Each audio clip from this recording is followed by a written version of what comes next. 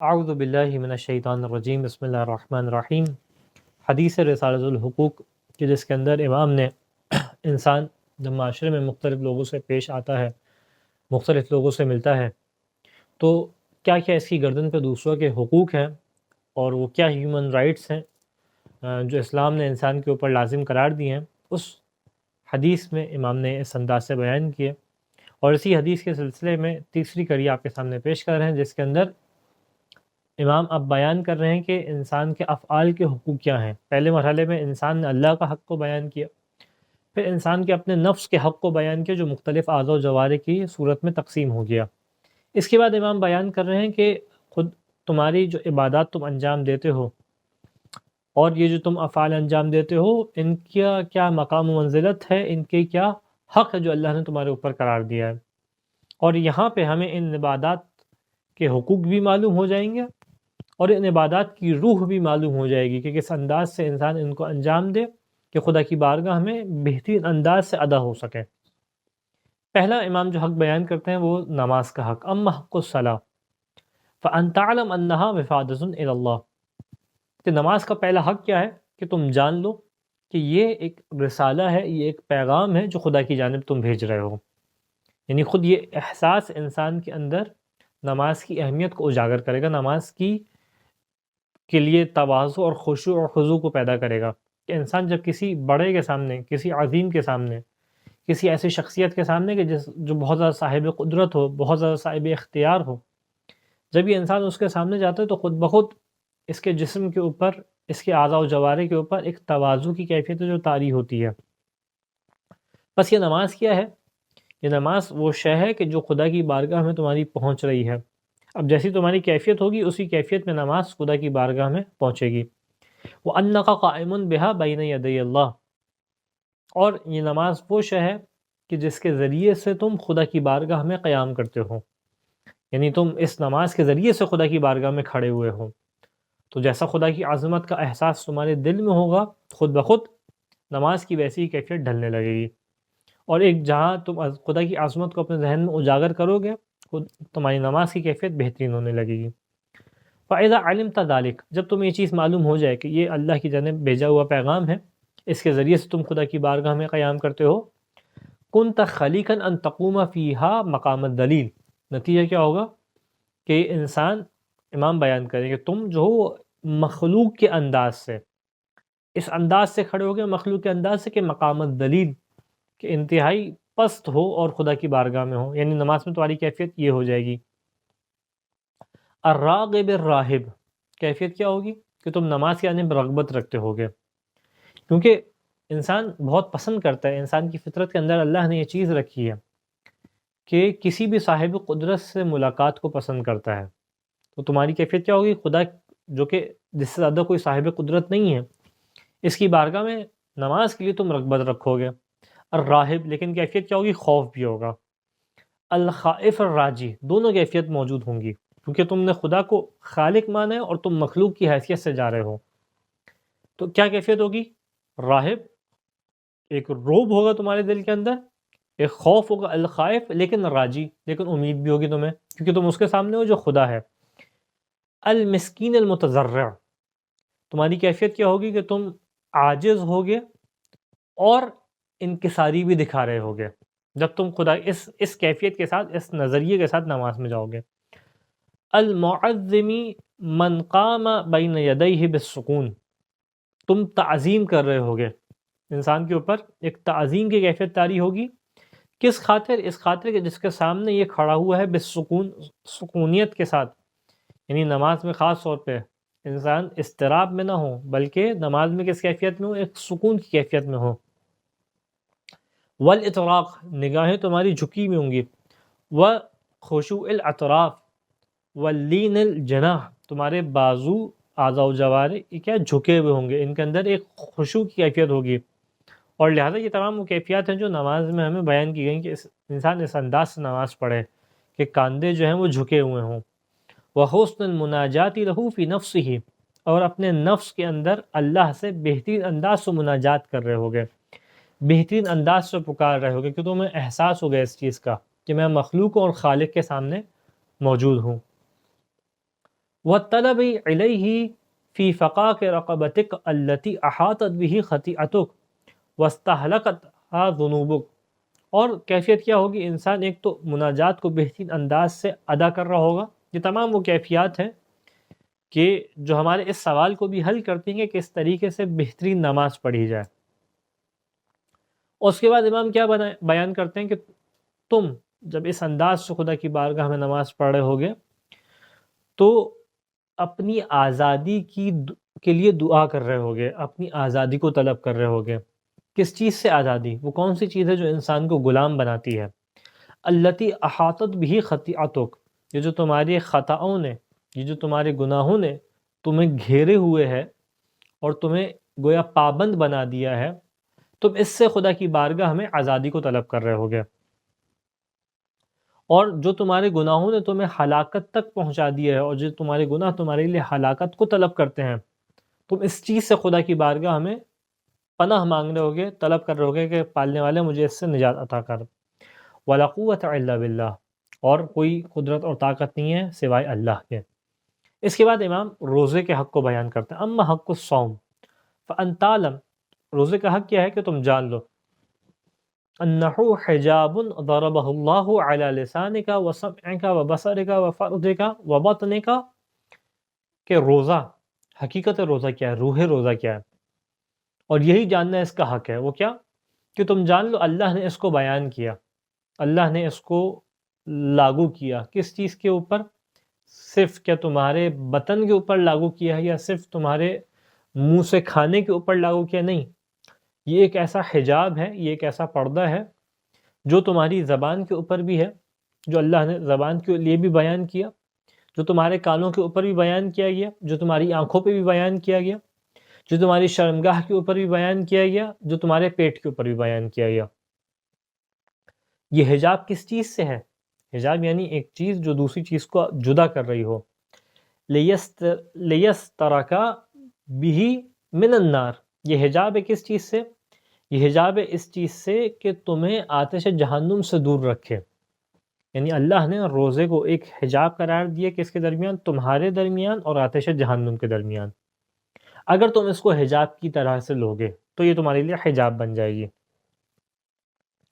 اسی لیے ہمیں بعض ایک روایات میں دکھائی دیتا ہے ان ترکت الصوم خرقت ستر اللہ، اگر تم نے روزے کو چھوڑا، روزہ بہت اہم ترین عبادت ہے، اگر تم نے روزے کو چھوڑا تم نے اللہ کے پردے کو چاک کر دیا، اللہ کے پردے کو پھاڑ دیا.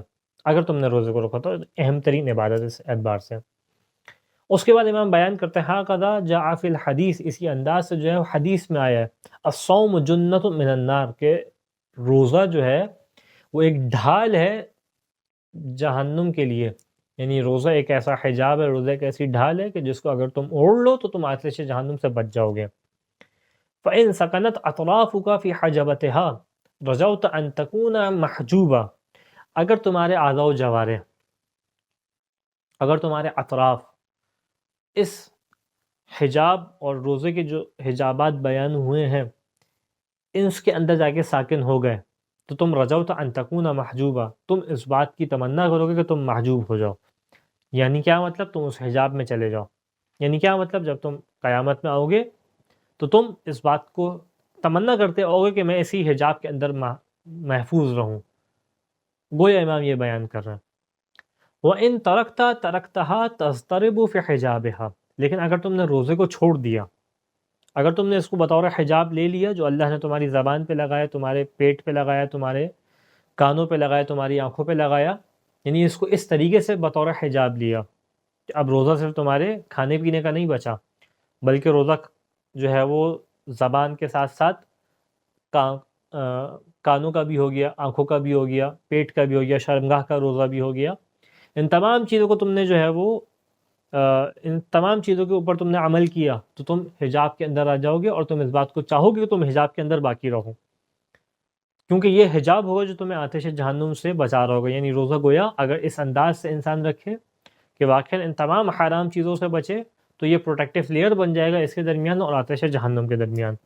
لیکن اگر کوئی روزے کو ترک کر دے تو اب یہ پروٹیکٹیو لیئر نہیں ہے. نتیجہ کیا ہوگا؟ تستربو فی حجابہا، تم مستر ہوگے، تم چاہو گے کہ اس کے حجاب کو تم حاصل کر سکو. وَتَرْفَعُ حجابات جنبات الحجاب، لیکن ہوگا کیا؟ نتیجہ کیا ہوگا؟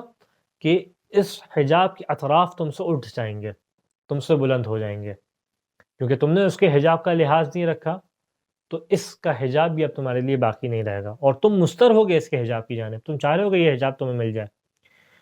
فَتَطَّلِعُ إِلَى مَا لَيْسَ بِهِ مَا لَيْسَ لَهَا بِالنَّظْرَةِ الدَّاعِيَةِ لِلشَّهْوَةِ وَالْقُوَّةِ الْخَارِجَةِ عَنْ حَدِّ تَقِيَّةِ اللَّهِ. نتیجہ کیا ہوگا؟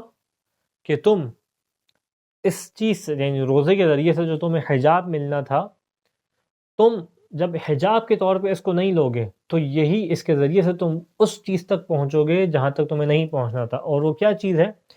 کہ تم شہوت کی جانب جا رہے ہوگے.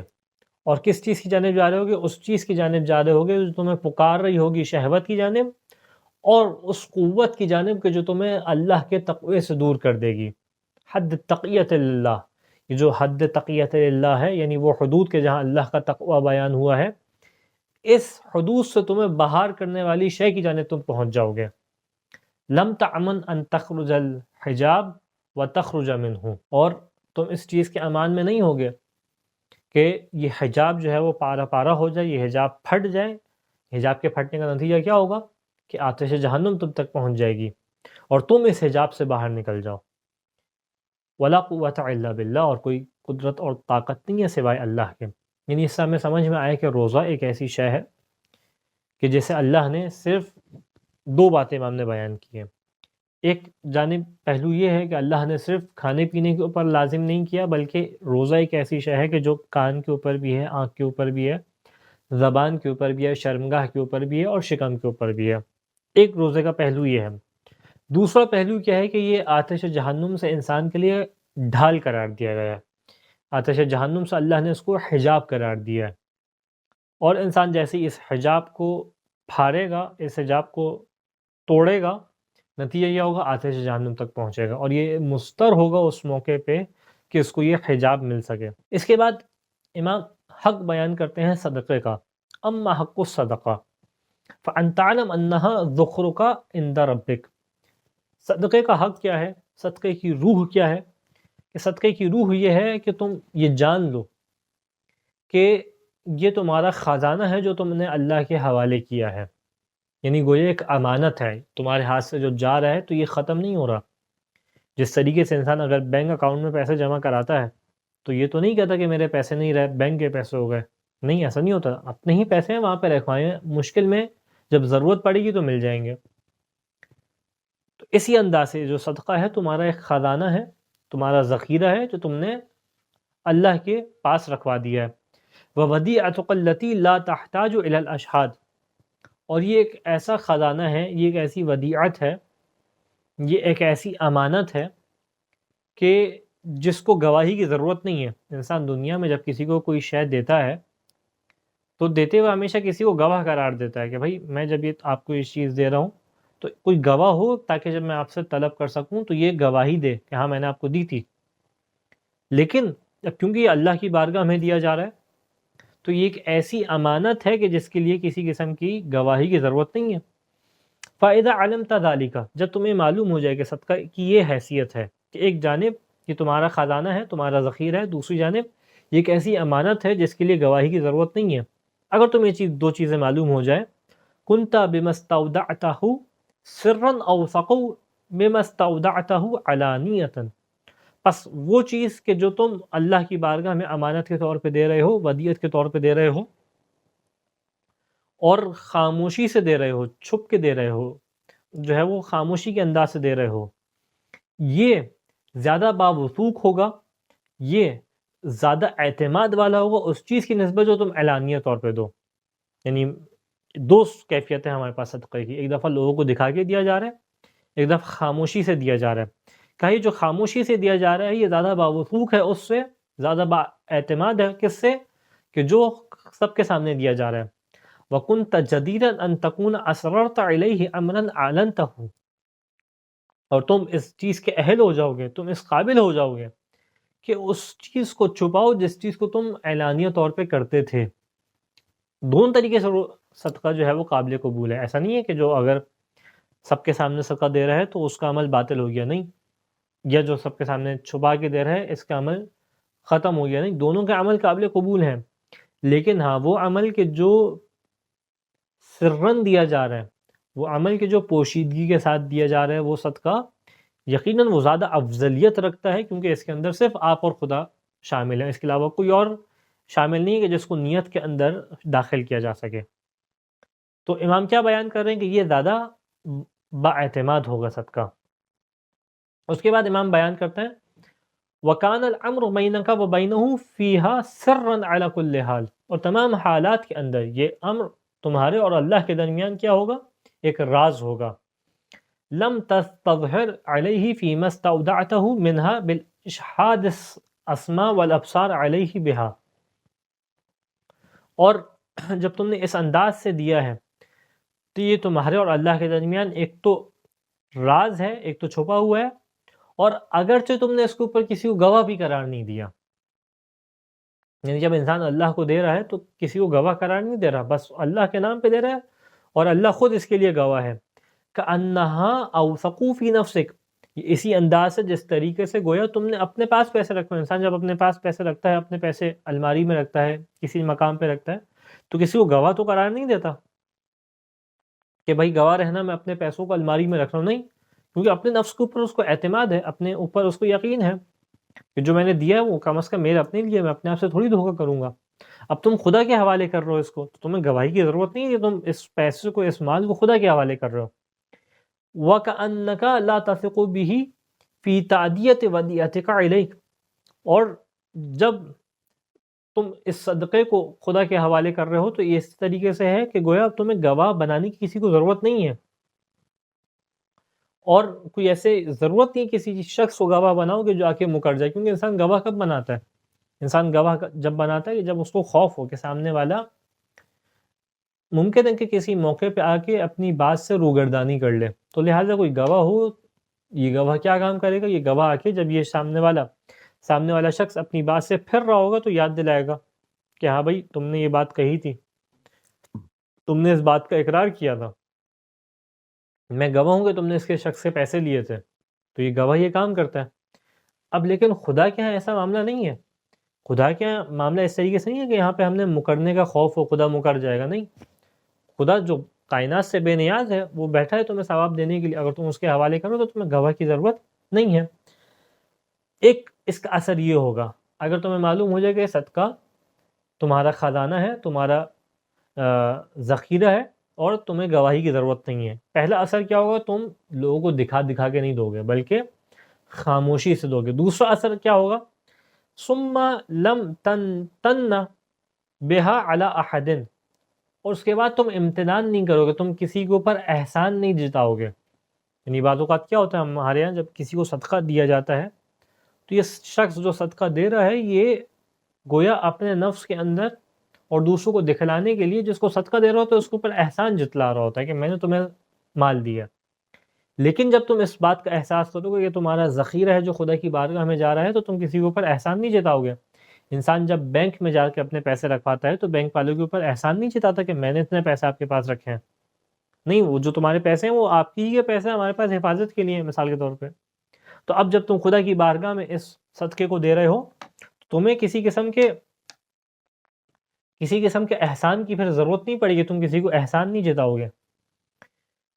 لأنها فإذا امتننت بها لم تأمن أن تكون بها مثل تحجين حالك منها، اور پھر اس کے بعد عجیب مرحلہ کیا کہ جب تم اس نظریے سے کسی کو صدقہ دو گے، اس کا نتیجہ کیا ہوگا؟ اس کا نتیجہ یہ ہوگا کہ تم کسی کو احسان نہیں جتلاؤ گے، کسی کو جو ہے وہ اس بات کا احساس نہیں دکھاؤ گے تم نے اس کو صدقہ دیا ہے، یعنی عزت نفس باقی رکھو گے۔ کیونکہ تم خود اس چیز کے امان میں نہیں ہوگے۔ کس چیز کے امان میں؟ کہ ممکن ہے کہ میں بھی اس مقام پہ پہنچ جاؤں، یعنی انسان واقعاً تصور کرے جب یہ انسان اللہ نے اس کو اتنا مال دیا کہ کسی کو صدقہ کر رہا ہے، تو کیا ایسا نہیں ہو سکتا کہ یہی شخص جو صدقہ دینے والا ہے ایک ایسے مقام پہ آ جائے کہ صدقہ لینے والا ہو، تو تم اس چیز کے امان میں نہیں ہوگے کہ تم بھی اسی حقارت کے دائرے میں آ جاؤ۔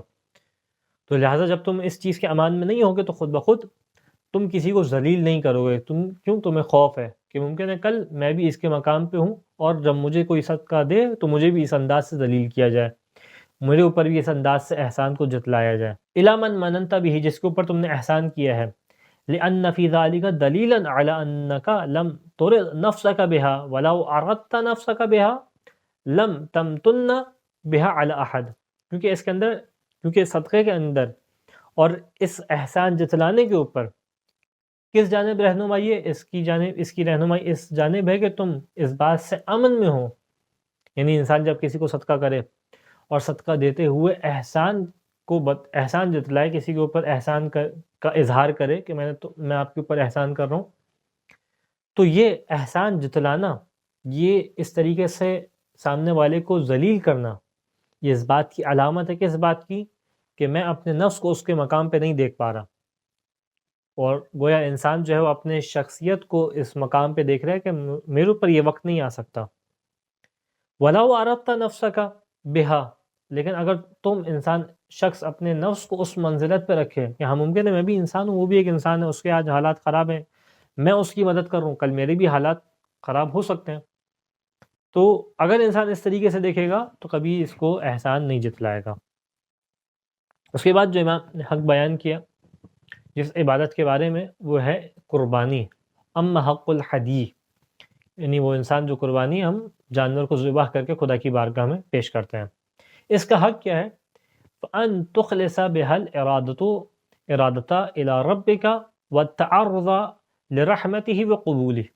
اس کا حق کیا ہے؟ اس کا حق یہ ہے کہ تم اس قربانی کو، اس فعل کو خالص کرو اور اس کے اندر صرف اور صرف اللہ کا ارادہ کرو، اپنے رب کا ارادہ کرو، اس بات کا ارادہ کرو کہ میں قربانی اللہ کی بارگاہ میں، خدا کی بارگاہ میں دے رہا ہوں، اور اس قربانی کے ذریعے سے اس کی رحمت کو چاہتا ہوں، اور یہ چاہتا ہوں کہ وہ اس قربانی کو قبول کر لے، بس اس چیز کا ارادہ کرو۔ وَلَا تُرِيدَ عُيُونَ النَّاظِرِينَ دُونَهُ، اور اس قربانی کے ذریعے سے اس چیز کا ارادہ کرو کہ میں یہ نہیں چاہتا کہ لوگوں کی نگاہ میں یہ عمل آئے، یعنی کیا فرق پڑتا ہے اگر لوگ دیکھ کے کیا کہتے ہیں، اگر بالفرض تمام لوگ تعجب کے اندر بھی آ جائیں گے کہ بھائی کیا قربانی کی ہے، لیکن اس قربانی کے لیے خدا جو ہے وہ ثواب نہ دے رہا ہو اور خدا جو ہے وہ اس بات کو قبول نہ کر رہا ہو، تو تمام لوگوں کی تعجب اور تمام لوگوں کی نگاہیں کیا مجھے جنت تک پہنچا سکتی؟ نہیں پہنچا سکتی۔ لہٰذا لوگوں کی نگاہوں کا لحاظ نہ ہو، بلکہ کس چیز کا لحاظ ہو کہ خدا کی رحمت حاصل ہو سکے۔ فَإِذَا كُنْتَ كَذَلِكَ، اگر تم نے اس انداز سے اخلاص کے ساتھ خدا کے لیے اور خدا کی رحمت کو حاصل کرنے کے لیے اس قربانی کو کیا، لم تکن متکلفا ولا متصنعا، نتیجہ کیا ہوگا کہ تم اس مرحلے پہ آ کے مشقت کو نہیں اٹھا رہے ہوگے۔ یہ انسان واقعی جب قربانی پیش کرتا ہے تو بالآخر کوئی ایسی چیز سنی ہے کہ جو کم مالیت کی چیز ہے، ایک مالیت والی چیز ہے، ایک مہنگی چیز ہے وہ جو خدا کی بارگاہ میں پیش کر رہا ہے، لیکن جب نظریہ ٹھیک ہو جائے گا، جب اس کو یہ احساس ہوگا کہ جو میں مالیت کی چیز خدا کی بارگاہ میں دے رہا ہوں تو اس کے بدلے میں مجھے خدا کی رحمت مل رہی ہے، اس کے بدلے میں مجھے عظیم اجر و ثواب مل رہا ہے، جب یہ نگاہ ہوگی تو پھر تکلیف اور مشقت کا احساس نہیں ہوگا۔ وَكُنْتَ إِنَّمَا تَقْصِدَ إِلَى اللَّهِ، اور نتیجہ کیا ہوگا کہ تم صرف اللہ کا جو ہے وہ اس سے ارادہ کرتے ہوگے۔ وَعْلَمْ أَنَّ اللَّهَ يُرَادُ بِالْيَسِيرِ وَلَا يُرَادُ بِالْعَسِيرِ، اللہ جو ہے وہ آسانی چاہتا ہے، اللہ مشکل کا ارادہ نہیں رکھتا، اللہ صرف آسانی کا ارادہ رکھتا ہے۔ كَمَا أَرَادَ بِخَلْقِهِ التَّيْسِيرَ وَلَمْ يُرِدْ بِهِمْ التَّعْسِيرَ، جس طریقے سے اللہ نے کبھی اپنی مخلوق کو مشکل میں نہیں ڈالا بلکہ ہمیشہ آسانی میں ڈالا ہے۔ یہ عبادات جو ہیں وہ انسان کی مشکلات کے لیے نہیں ہے بلکہ انسان کی آسانی کے لیے ہیں۔ قَذَلِكَ التَّذَلُّلُ أَوْلَى بِكَ مِنَ التَّدَحُّنِ، اب امام نے یہاں پہ ایک اور مطلب کی جانب اشارہ کیا، اور وہ کیا کہ اسی طریقے سے جس طریقے سے اللہ تمہارے لیے آسانی چاہتا ہے، اسی طریقے سے اگر تم تذلل کے ساتھ رہو گے، یعنی خود یہاں پہ قربانی سے ایک کنیکٹڈ انتہائی اہم ترین بات ہے کہ انسان بعض اوقات کیا چاہتا ہے جو ہمارے بعض اوقات دکھائی بھی دیتا ہے کہ انسان یہ چاہتا ہے کہ اپنے نفس کو بڑھا کر کے اور لوگوں کے سامنے بڑا کر کے دکھائے، اس طریقے سے اپنے نفس کا اظہار کرے کہ لوگ دیکھ کے اس سے امپریس ہو جائیں، کسی طریقے سے جو ہے وہ اس کی شخصیت کا بڑا ہونا لوگوں کی نگاہ میں آ جائے۔ تو کہا کہ یہ جو کیفیت ہے، اس سے بہتر کیفیت کیا ہے؟ اس سے بہتر کیفیت وہ ہے کہ تم سادگی کے ساتھ، تذلل کے ساتھ، خاکساری کے ساتھ جو ہے وہ اپنے آپ کو رکھو۔ کیوں؟ لأن الکلفۃ والمعونۃ فی المتدہقنین، کیونکہ اگر تم اس شخصیت کو اختیار کرنا چاہو گے کہ جو معاشرے میں اپنے آپ کو ایک میگا شخصیت کے طور پہ پیش کرتا ہے، ایسا شخص بننا چاہو گے، اور یہ چیزیں کہاں دکھائی دیتی ہیں؟ مثال کے طور پر پروٹوکول ساتھ میں آ جائے، مثال کے طور پہ ہمارے ہاں بڑی گاڑی ہو، بڑی گاڑی بھی کسی کی ضرورت ہے تو اس کے لیے بات نہیں کی جا رہی، ہاں لیکن ایک شخص اس لیے تمام چیزیں کر رہا ہے تاکہ کل معاشرے میں اس کا نام ہو جائے، لوگ اس کے نام کے آگے جھکیں، اس کے نام کے آگے احترام کریں، یہ تمام چیزوں کی بات کی جا رہی ہے۔ تو کہا یہ تمام چیزیں کیا ہیں؟ متدہقنین، یہ جو متدہقن ایک طبقہ ہوتا ہے، وہ طبقہ کہ جو معاشرے کے رؤسا کا طبقہ ہے، وہ جو معاشرے کے ایلیٹ کلاس ہے، اگر تم اس جانب جانا چاہو گے تو وہاں پہ مشکل بھی زیادہ ہے اور وہاں پہ تمہارا مال بھی زیادہ لگے گا۔ امت تذلل، لیکن ہاں اگر تم خاکساری کے ساتھ رہو، وَالتَّمَسْكُنْ فَلَا كُلْفَةَ فِيهِمَا، اگر تم خاکساری کے ساتھ رہتے ہو، اگر تم سادگی کے ساتھ رہتے ہو، خضوع اور خشوع کے ساتھ رہتے ہو، تو یہ وہ اللہ نے صفات رکھی جس کے اندر کسی قسم کے خرچے کی، کسی قسم کے مال و دولت کی ضرورت نہیں ہے۔ وَلَا مَعُونَةَ عَلَيْهِمَا، اس کے اوپر تو تمہیں کچھ بھی خرچ نہیں کرنا۔ کیوں خرچ نہیں کرنا؟ لِأَنَّهُمَا الْخِلْقَةُ، کیونکہ یہ وہ صفات ہیں جو اللہ نے خلقت کے ساتھ قرار دی ہیں۔ اپنے آپ کو بڑا دکھانا، اپنے آپ کو اس انداز سے دکھانا کہ لوگ زیادہ سے زیادہ احترام کریں، زیادہ سے زیادہ جھکیں، یہ اللہ نے جب خلقت کو قرار دیا تو اس کی صفات کے ساتھ ملاپ والی صفات قرار نہیں دی، بلکہ انسان کی صفات حقیقیہ کیا ہیں؟ وہ صفات کہ جو انسان کی خلقت سے ملاپ پاتی ہیں، وہ کیا ہے؟ کہ انسان سادگی کے ساتھ، خاکساری کے ساتھ زندگی گزارے۔ وَهُمَا مَوْجُودَانِ فِي الطَّبِيعَةِ، یہ انسان کی طبیعت کے اندر موجود ہوتی ہے، یعنی تمہیں بڑائی کے لیے اظہار کرنا پڑے گا، بڑائی کے لیے، اپنے آپ کو بڑا دکھانے کے لیے ان چیزوں کو اختیار کرنا پڑے گا جو تمہاری ذات کے ساتھ موجود نہیں تھیں، لہذا تمہیں اس پہ مال خرچ کرنا پڑے گا، لہذا تمہیں اس پہ مختلف چیزوں کو جمع کرنا پڑے گا۔ لیکن اگر تم خاکساری کے ساتھ رہتے ہو، تم تذلل اور انکساری کے ساتھ رہتے ہو، تو اس انکساری کے لیے انسان کو کچھ مال خرچ کرنے کی ضرورت نہیں ہے، کیونکہ اللہ نے یہ طبیعت انسان میں قرار دی ہے۔ وَلَا قُوَّةَ إِلَّا بِاللَّهِ، اور کوئی قدرت اور طاقت نہیں ہے سوائے اللہ کے۔ خداوند متعال سے دعا ہے کہ ہمیں ان عبادات کے اوپر ان کو حق ادا کرنے، اس انداز سے ادا کرنے کی توفیق عطا فرما کہ ان کا حق ادا کر سکے اور ان کے حق کو جان کے اس کے اوپر عمل کر سکے۔ وآخر الدعوانا ان الحمد للہ رب العالمین۔